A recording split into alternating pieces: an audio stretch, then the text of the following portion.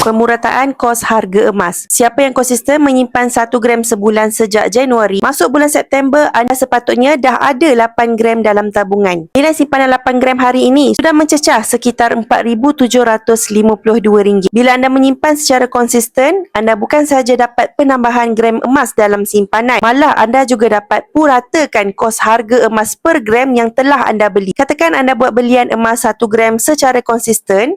Pada bulan Januari, belian emas pada harga RM409 sehingga bulan Ogos pada harga RM491. Jadi secara total kos belian emas selama 8 bulan adalah sekitar RM3,735. Bila kita bahagikan dengan 8, anda akan dapat RM467. Bermakna kos purata per gram belian emas anda adalah pada harga RM466, lebih rendah dari harga semasa iaitu RM534. Dengan akaun emas Gap atau Gold Accumulation Program, anda boleh sahaja menabung secara konsisten mengikut bajet simpanan. Walaupun simpanan ini tiada komitmen, tetapi siapa yang konsisten menyimpan akan dapat rasa hasil simpanan dengan lebih cepat. Semestinya, simpanan emas bersama Public Gold adalah mudah, murah dan patuh syariah. Hana bantu mulakan tabungan emas di Public Gold. Boleh bermula sama ada dengan RM100 atau 1 gram. Puan boleh rujuk pin video di profil Hana. Hana akan bantu dan bimbing sebaiknya.